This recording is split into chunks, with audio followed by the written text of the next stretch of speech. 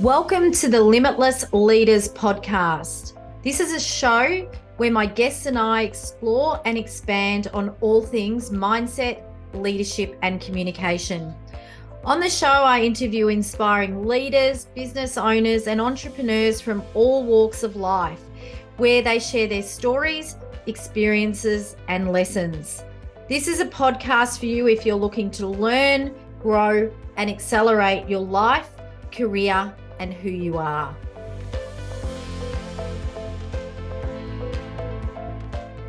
Hi, and welcome to the Limitless Leaders Podcast. What a year it's been as we head towards the end of 2024 and the Christmas break. I think it's a really good time that we take the time to reflect, reset, and refocus. It's been a big year here. I've personally had some health issues, had a lot going on in the business. And as those of you know, in any role or business, things always evolve. We've brought in the Cook and Connect team retreats, which are going really well, where we take your team away for the day, cook a beautiful Italian 3-course meal, and spend the afternoon in immersive wellbeing workshops. We've also launched our 2 sides in 2 minutes communication game, which we're seeing clients just loving and bringing the game into their everyday conversations. And my book, Gift Mindset, has spread its wings and is now translated and published in Vietnam, India, and the Middle East, which is really exciting. So today I'm bringing you a solo show, and wherever you are in the world, whether you're listening or watching this, I'm going to deep delve into energy. Without energy, we don't have much. And when people think of energy a lot of the time, they tend to think about physical energy, which is one of 5 key dimensions of energy. So energy is all about how we show up. It's the energy we might emit to others. It's how we feel. And the 5 key areas are emotional energy, how we feel; mental energy, which is all about how we think; social energy, which is how we connect with ourselves and others; physical energy, how we function; and spiritual energy, which to me is about what we believe in and how we nurture that. I'm a big believer that our energy in some of these areas sometimes can be in overdrive, or I call it stimulated. Other times it can be a bit stifled and a bit low, and we need to bring more in. So today I'm going to give you just a sort of brief overview of the 5 dimensions of energy and a few different practical tips and tools that you can bring into your everyday. Being we're coming towards the end of the year, many people are feeling overwhelmed, tired. I think it's a really good time to take stock and even listen to this podcast with a pen and paper and jot down some things that stand out for you and look at some strategies that you can take away so you go into 2024 and into your holiday break being your best energetic self. When I ask people to rate their energy 1 to 5, 1, no energy; 5, couldn't be better. A lot of people struggle with this. So a really good tip is to think about, when did you feel your most energized in every way? And if it's not, as you're listening to this podcast right now, then you're probably going to rate yourself between a 1 and 4. If you say to yourself, yeah, I've got it, I'm feeling that energy right now in all areas of my life, you're a 5 out of 5, which is great. But as we know, feeling anything is obtainable but not always sustainable. So let's look at emotional energy first, so how we feel. So emotional energy is about, taking the time to build self-awareness and tap into your emotions and the things that trigger those emotions. Many times people say, I feel emotionally fit, but I still feel guilty about A, B, or C, or I still lack confidence. They're emotions that you need to clear, and you need to really sit down, create the space, drop into that space and work out what are the triggers and the things that you need to let go of in that area. Self-awareness is the key, I think, to emotional energy, and self-awareness is simply understanding your own emotions and knowing when you're stressed, knowing when you feel great, knowing who and what lights you up, and acknowledging and validating how you feel rather than suppressing those things. So with emotional energy, my big tip for that dimension of energy is to really create a regular practice of reflection, whether it's journaling, whether it's just taking time to be still and think, and bring that in daily. Not always easy, but something to have a think about. Mental energy is how we think. Be conscious of your mindset because, as you know, your thoughts equal how you feel and equal your outcome or your actions. If you're telling yourself you're exhausted, you can't go on, you're going to feel disengaged, demotivated, flat, and you may not action anything. Whereas if we flip our thoughts to what can I bring in to energize myself, you will feel open to provocating and having a look at what that might look like, and therefore you might action whatever those things are for you. Encourage critical thinking, problem solving, innovation, and incorporate mindfulness. Mindfulness means something different to everybody. Mindfulness for me personally is cooking. No recipes, just in the kitchen, in my own space, creating food. I connect to myself and I connect through others with that as well. Cultivate gratitude. That's a great way to really, really build on your mental energy, because when we're grateful for something, we focus on what we do have opposed to what we don't have. So I always say the 3-to-1 ratio. And if you've read my book, Gift Mindset, in the Gift of Gratitude, I go to this in detail. For every single negative, come up with 3 things that you're grateful for. And it's quite profound in what you will come up with. Another thing with mental energy is really ensure you have meaningful connections and relationships, because we all know when we have what I call energy vampires around us, we can feel really drained, and it can actually amplify mental exhaustion. Social energy. So social energy is simply how we connect with ourselves and others. Build deep and meaningful connections.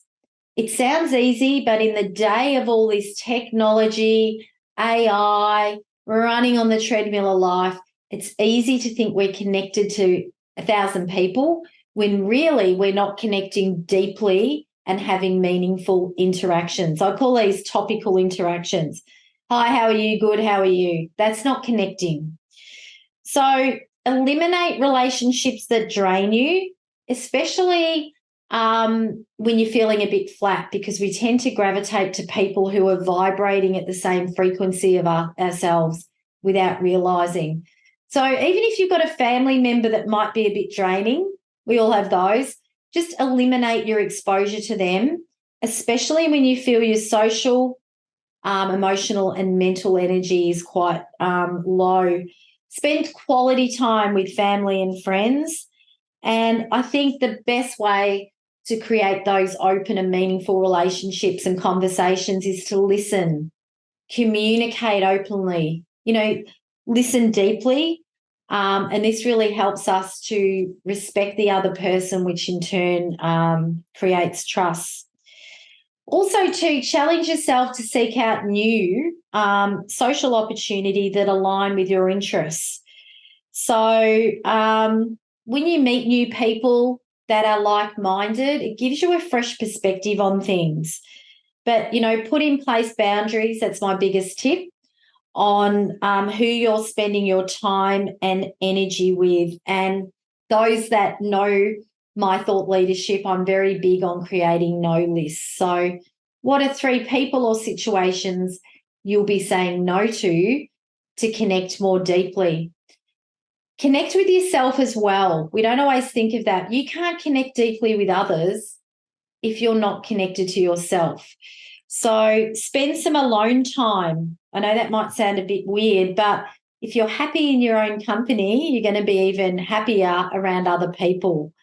Know your values, know your interests, know what 2024, where you want to spend your time and energy, and be a little bit, strategic around that.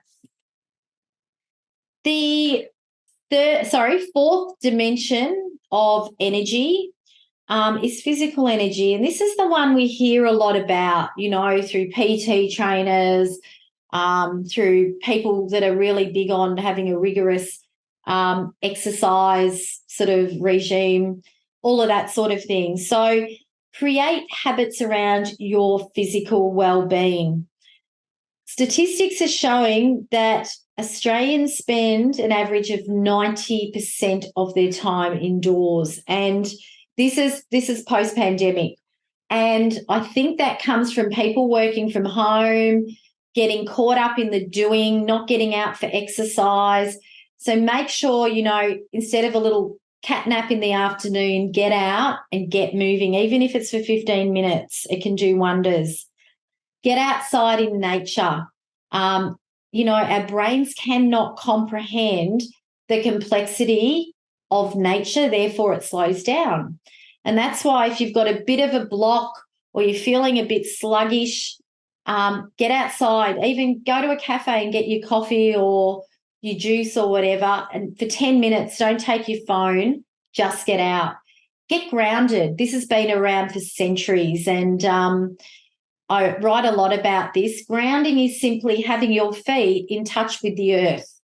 We live in high rise.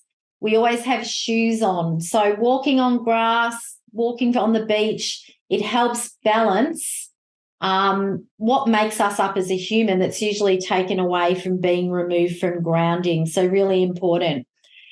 I'm not going to go too much into diet, but I'm a big believer. I really think we know what food we should or shouldn't be eating. I love sourdough toast. When I eat it, I never feel great after it. So I minimize that. So know what's right for you. With sleep, there's no magic number. I've researched this till the cows come home. Sleep is what it is for you. I get by on 5 hours sleep. I always have. If I was to sleep 8 hours, I don't know that would work for me. So good quality sleep. And something my nonna, God bless her soul, told me many years ago was it's actually the hours before midnight are worth double the hours after midnight. So try and have a few earlier nights. You'll wake up earlier and be more refreshed. I do a cyber cleanse every Sunday. So my phone goes away on Sundays, which might sound a bit bizarre, but I don't look at social media. I don't make phone calls in the day. And I literally put my phone away in a drawer and I stay away from it. And those close to me know I do that. So if they can't contact me, they usually buzz my husband, Brett. So I just think it's around with your physical energy, also looking at where you're working from. I'm a big fan of hybrid work. I've worked remotely for 2 decades, even in my last corporate role. But if you don't get energy physically working from home and you have the option to go into the office, go in. Know what works for you. We're all different. If you get energy from people, as I do, I love being around people face-to-face as much as I can. And we offer all our programs as face-to-face, backed up with virtual immersions. So have a think about what that is for you. And as James Clear says, just bring in one little thing. If you're doing a push-up every day for a year, you may have toned arms in a year. If you don't like reading or doing exercise, 10 minutes a day is better than not doing anything at all. So really revisit and review those little habits to build in those incremental changes that can be life-changing. Last but not least, I want to talk to you about spiritual energy. And, when people hear the word spiritual, a lot of people go, oh, that's woo-woo, or that's Jesus Christ, or that's whatever. It's whatever it is for you. For me, it's believing in a higher source, a higher power. And spiritual energy is about really nurturing and knowing your values, your belief system, practicing forgiveness as part of spirituality. And it's really about nurturing a sense of meaning for you. So, start journaling your thoughts. Journaling's an amazing exercise. It's not about journaling and sending it to your coach or showing your family. Journaling simply helps us articulate what's in our head. And once we get that onto paper, we're externalizing that. And it can really help bring clarity of thought. So something to think about there. Know your beliefs and values. Beliefs and values are simply things that are important to us that shape our decisions. Not many people know their values off the top of their head. I do a lot of work with teams on the team and business values. Values are simply things that we believe in. So one of my big values in life that will never change is growth. So growing myself, learning, unwrapping different ideas and growing others in the process, which I do through my work. So if I'm around people that don't like growth, they believe, what you've been born with is all you have. Why would you read? Why would you learn? Why would you do a course? It conflicts with my values, and I probably don't hang out with those people as much. So, practice forgiveness. I speak about going from poison to peace. When we don't forgive others, subconsciously we start to blame ourselves. And the other person, I'm sure, is not thinking about what we're thinking about. If someone's done you wrong, and we all have that in our lives, and, the relationship's changed, we do have relationships that change. I call it the unspoken breakup. People come, into our life for a reason, a season, or a lifetime. Create the space to go, what am I forgiving, and move on, or else you will start to beat yourself up over it. I think being on a spiritual journey and getting to know ourselves, even more deeply is really about, knowing what our spiritual well-being is and knowing it's a deeply personal journey, and that it involves growth, self-exploration, and I guess the commitment for you or to you being aligned to living, your best life. Energy can be felt by ourselves. It can be felt by others. And I really believe when we have energy across the 5 dimensions, being physical energy, emotional energy, social energy, mental energy, and I've forgotten the last one, just blanked out, mental energy, we're really going to have a balance in how we live.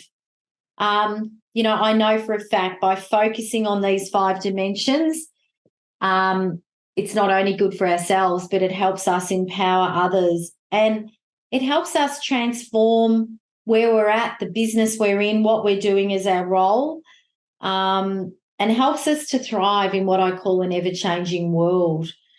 So, we're getting to Christmas, and I do want to wish everyone an amazing Christmas. I'm off doing a road trip with my hubby, visiting family and friends on Boxing Day for 2 weeks, which will be amazing. But whatever you're doing, take some time just to take stock. Think about what you've learnt from this year, 2023, and what you want to let go of, forget about, and what you want to bring in and keep doing in this new year. And, my hope for you listening to this podcast is that you look at these 5 areas of energy and say, do I have too much in them or not enough? A quick example, social energy. At the moment, I feel overstimulated. I'm very connected to a lot of people in and out of work, and I'm feeling exhausted. So I know over my break, I'm actually going to pull back a bit and even revisit the people, the industries, the associations that I'm part of in 2024, so that I'm going with less people but going deeper, if that makes sense. So whatever it is for you, I'd love to hear your thoughts as always. The other thing is, coming into 2024, we are looking at working with a lot of companies to help them map out how they're developing leaders and teams within their business. For 17 years, we've run close to 4,500 transformational programs across 24 industries, and do a lot of one-on-one work with executive leaders and business owners. So get in touch if you'd like to catch up in the new year to explore how we may be able to partner with you. We've got some great 2024 programs that will drop on our website and social media. And one that I can give you straight away is April the 16th. We'll be running the Emotional Intelligent One-Day Masterclass in Melbourne. It'll be a face-to-face day where you'll be profiled on the top 10 competencies of emotional intelligence and how we can really bring them into your work. I'm also going to be running at the end of January 2024 Re-Energize. It will be a 90-minute session where I will give you a free 90-day planner. I will walk you through tips, tools, and strategies to plan your next 90 days. Have a safe Christmas and New Year.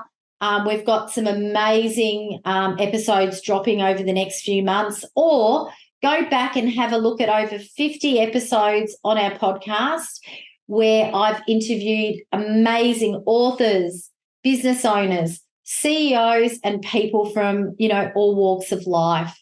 Stay well, and we look forward to connecting with you soon. Thank you for listening to the Limitless Leaders Podcast. So you don't miss an episode, make sure you follow the show in your favorite podcast app. Feel free to share this podcast with your family, friends, and work colleagues. If you're enjoying the show, find out more on what we do at RG Dynamics at www.reneegiarrusso.com. Until next time, be limitless.